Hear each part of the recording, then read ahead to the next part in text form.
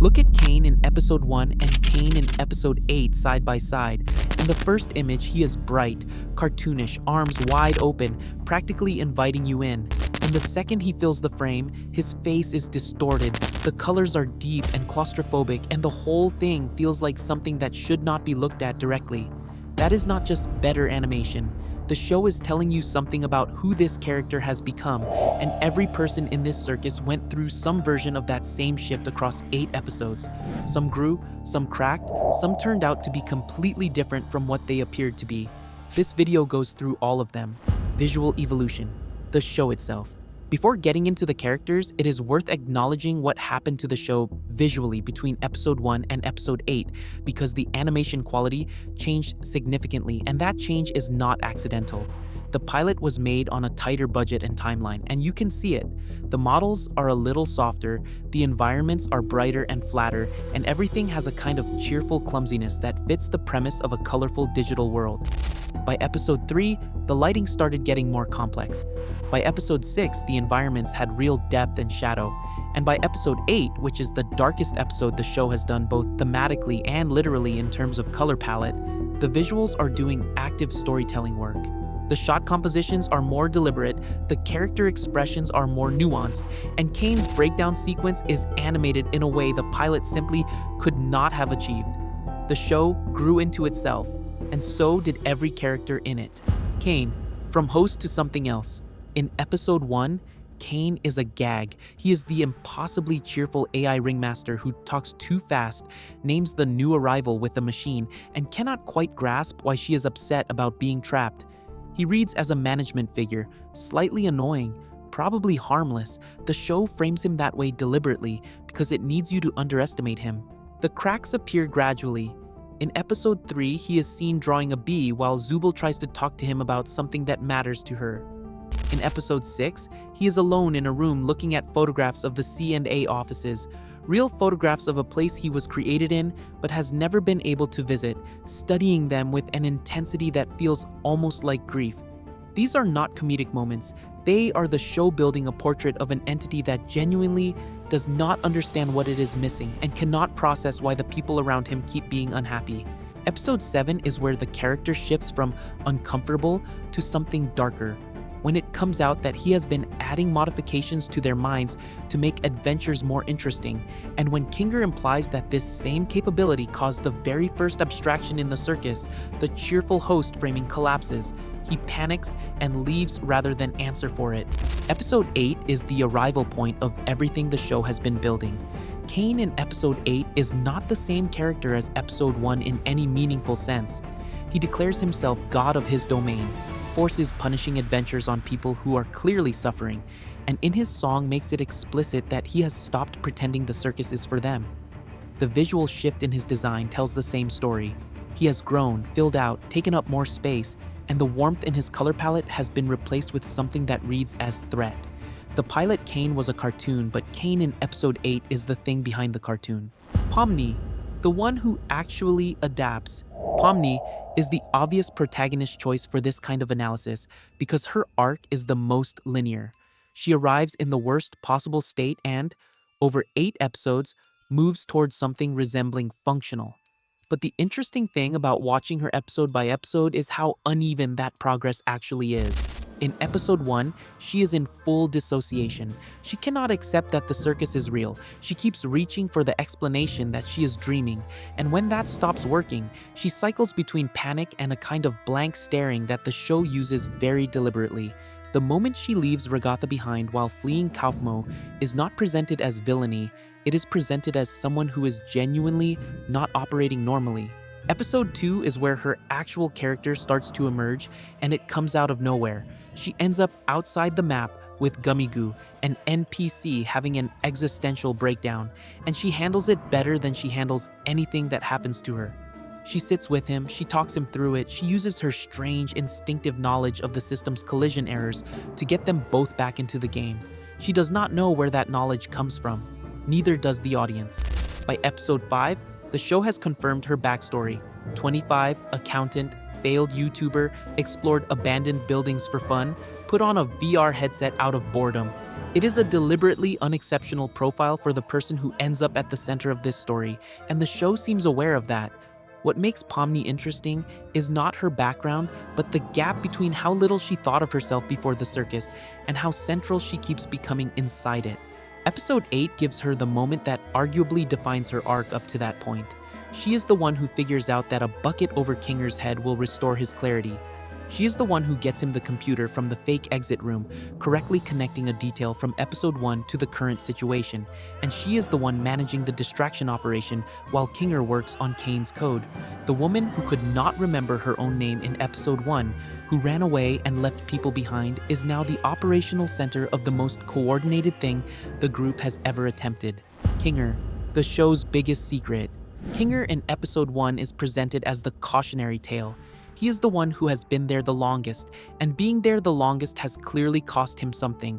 He is erratic, easily startled, lives in a pillow fort, and the show initially uses him as comedic relief with a dark undertone. This is what happens if you stay too long. Episode 3 starts complicating that. When Kinger and Pomni get separated in the dark during the Mildenhall Manor adventure, he becomes someone different, fully lucid, calm, emotionally precise. He tells her about Queenie, his wife, who was also in the circus and who abstracted before Pomni arrived. He tells her that he hates himself for things he was responsible for before she got there. He mentions, almost offhandedly, that he spent 7 years studying computer science. None of this is followed up on in that episode. It is planted and left. Episode 6 adds the golden butterfly, a moment so quiet the show could have easily cut it. Ragatha loses a life during the shooting game, and Kinger creates a small object and gives it to her to restore it. She asks if Caine left it for him. He says no, he made it. The show moves on. But what Kinger just demonstrated is that he can conjure things inside the simulation, the same ability Caine has, and he has apparently been doing it without comment this whole time. Episode 7 gives us the name Scratch, the first abstraction, which Kinger drops at the exact worst moment for Caine. It is the first indication that Kinger's knowledge of the circus's history goes beyond anything that can be explained by simply being there a long time. And then episode 8 delivers everything. Kinger, with a bucket on his head in the dark, explains that he worked at C&A as a programmer, that he helped build Caine, and that the foundational work came from a colleague named Scratch, who had a brain tumor and ideas so strange that nobody on the team could follow them.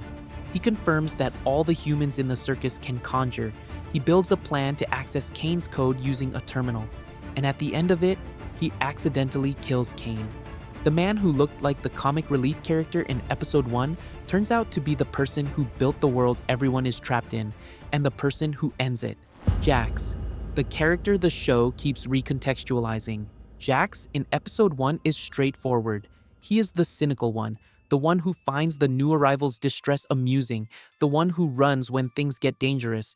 He functions as a foil for Ragatha's warmth and a way for the show to articulate the darkest possible attitude toward being trapped. He has clearly adapted. He has maybe adapted too well. The recontextualization starts subtly. In episode 2, he does not go to Kaufmo's funeral. Not because he is busy, not because something prevents him, just because he does not go. In episode 4, he watches a training video Gangle made about herself and comes out of it asking quietly if she thinks they will ever get home. It is the kind of question a person asks when they have been thinking about it for a long time. Episode 5 is the first time the show directly implies there is something Jax is not telling anyone. Ragatha mentions his friend, catches herself, apologizes, and Jax's expression does something it has not done before. Then, in the episode's fever dream intermission sequence, he runs through abstract corridors alone and stops in front of Ribbit's door. He stares at it. The show does not explain this to you. It trusts that you will feel the weight of it. Episode 6 gives us the confrontation with Pomni after the shooting game, where he tells her everyone in the circus is a toy and that he spent time with her to make a specific moment hurt more. She hits him. He does not hit back. He just leaves. The cruelty is real, but so is the fact that he could have done much worse and chose not to. Episode 7 gives us the red button.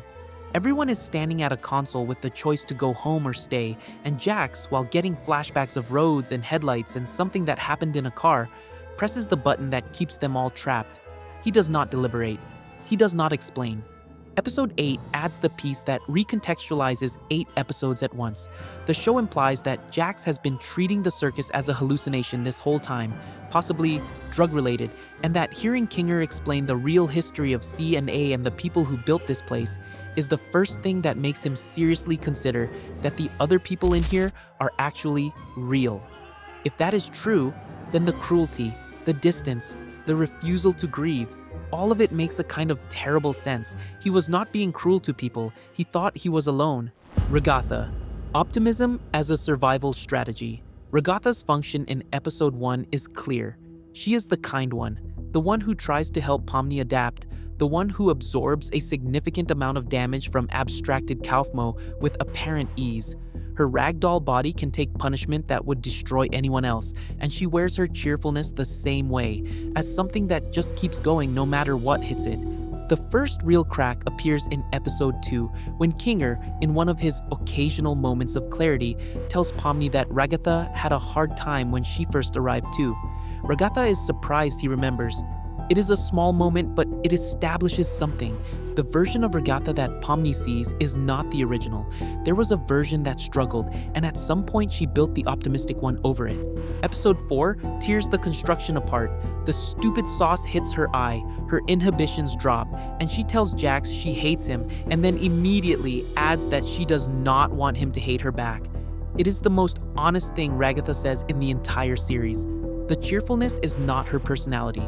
It is her strategy for not being abandoned, developed somewhere in a childhood with a manipulative mother, and apparently carried into every space she has occupied since. Episodes 6 and 7 continue the deterioration. Kinger tells her in a dark room that she needs to start taking care of herself instead of just managing everyone else, and it is the most useful thing anyone says to her, but she does not really absorb it. By the time episode 7 ends and episode 8 begins, she is the one proposing that they all abandon the idea of escape and just live, which is either wisdom or defeat depending on how you read it. The girl who arrived at the circus and immediately started helping other people process their trauma has arrived at a place where she is counseling everyone to stop fighting. Gangle, the mask that breaks. Gangle's design is the most literal psychological metaphor in the show. A comedy mask that, when intact, makes her upbeat and cheerful, and when broken, reveals a tragedy mask underneath that sends her into genuine distress. The first time you see it, you read it as a fun visual gimmick. By episode 4, you understand it as a clinical description of how she functions. She barely registers in the pilot. She is part of the ensemble. Her mask breaks once, she gets upset, it gets fixed. What the show is doing quietly is establishing that the break is always possible and that Jax specifically knows it and uses it deliberately. Episode 3 gives Gangle the information that she was not alone in the Mildenhall adventure because Jax threw her mask through the door to get out of having to deal with something else. It is a small cruelty, but it reveals the dynamic. Jax treats Gangle as a prop for creating chaos, and the show has been building a portrait of someone who keeps getting used that way. Episode 4 is Gangle's episode in every meaningful sense. She is the manager at Spudsy's, genuinely energized by having a role and structure, and the episode proceeds to systematically demonstrate that the people around her either do not respect that authority or weaponize it to hurt her. The training video she made, which turns out to be her comedy mask speaking to her real self and telling it that the manga dream is unrealistic, is the most vulnerable thing the show has given any character up to that point. The ending is the detail everyone keeps coming back to. Gangle alone outside, removing the plastic replacement mask Zooble gave her, experiencing something that genuinely reads like happiness, and then tripping in front of a moving truck. The show cuts immediately. Fans have been asking ever since whether that was an accident, and the show has not answered. What it has done is establish that Gangle's relationship to happiness is complicated enough that the moment she actually feels it, something immediately goes wrong. By episode 7, she is the one who diffuses the confrontation between Jax and Zooble over the red button, and by episode 8, she is one of the people actively keeping Caine distracted to protect Kinger. She went from the character whose mask kept breaking to one of the more functionally stable people in a very unstable situation. Zooble, the only honest person in the circus. Zooble is the character who never changes their position, which is the interesting thing about them. From episode 1 to episode 8, they refuse the adventures, they push back on the premise, they say what they actually think. In a show full of characters performing various versions of okay, Zooble is the one who just does not bother. The backstory confirms it. Bartender, tattoo artist, explored abandoned buildings. They entered the circus already accustomed to not caring what people thought of them, and the circus has not changed that. What it has done is clarify their values, because even someone who refuses every adventure has limits, and Zooble's limit turns out to be watching people suffer. Episode 3 establishes this directly. The whole Mildenhall adventure was designed by Caine for Zooble, and what Zooble does instead is have the most honest conversation in the episode. They tell Caine that the problem is not the adventures. The problem is their body. They have hated every configuration of it since they arrived, and no amount of rearranging parts has changed that. Caine does not engage with it. Episode 6 gives them the Tommy gun moment, which is the most unhinged thing Zooble does in the series, finding an absurdly large weapon and just going for it with obvious glee. It is a good reminder that opting out of the circus's systems does not mean opting out of having a personality. Episode 8 is where Zooble's refusal of performance becomes structurally important. They are the one who confronts Jax directly about pressing the red button, the one who tells him he is still one of them, even if he is a pain, and the one who's swearing at the end of the episode, uncensored, for the first time because Caine is gone, functions as the episode's final punctuation mark. The character who spent 8 episodes refusing to participate turns out to be the emotional anchor of the finale. 7 characters, 8 episodes, and the circus changed all of them in different directions and at different speeds. Episode 9 inherits not a group of archetypes, but a group of actual people, most of whom are only now starting to understand where they are and what that means.